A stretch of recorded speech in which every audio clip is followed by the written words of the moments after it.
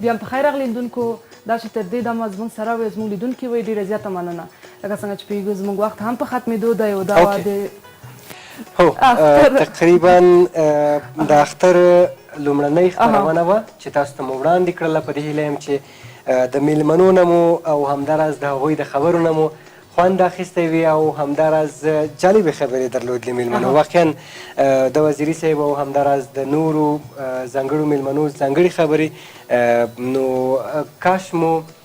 په دې باندې توانېدلی چې هغوی ته مو زیات وخت ورکړی وی زیات ورسره کېنستلی وي خو هیله ده چې تاسو به هم ستاسو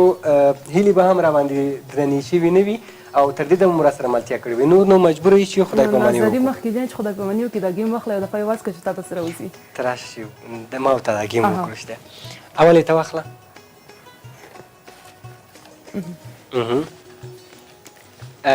ګورو چې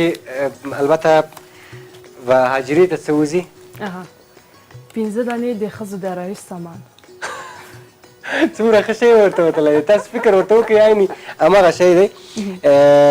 ښه تېره ته ووایه 15 دانې ریمال خط چشم پودر میکاپ او همدارنګه سپری ته راکړه چې همدا شی دی که دا دروغ راته وایې همدا شی دی او همدا شی دی او ما ته څه دی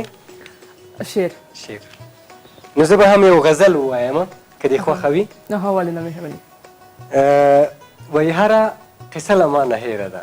که د اختر دا ووایم د اختر ځانګړی غزل به ووایم دلته چې د چا دی نه پوهېږم خو د اختر یو په یو څو بیتونو باندې نو زه به یې راپیدا کړم دلته په ایپټ کې راسره دی هیله ده چې ستاسو خوښ شي بس راغلو پکې وایي له ما که هر څو تښتېدلی اختر له ما که هر څو تښتېدلی اختر ستا مبارک شه چې راغلی اختر او خیر دی ګیلې به دې بیا هم واخلمه خیر دی ګیلې به دې بیا هم واخلمه مینه کوه چې دی سپېڅلی اختر او خار مو د زړونو قدر نشي کوی خار مو د زړونو قدر نشي کوی ځکه مو کلي کې منلی اختر او مونږ به یې خامخا ستاینې کوو مونږ به یې خامخا ستاینې کوو ځکه مو زمونږ مذهب کې دی ستایلی اختر او عارفه یاره چې دا غم مو نه وای عارفه یاره چې دا غم مو نه وای کاشکې چې مونږ هم کولی اختر ډېر خوندور غزل د عارف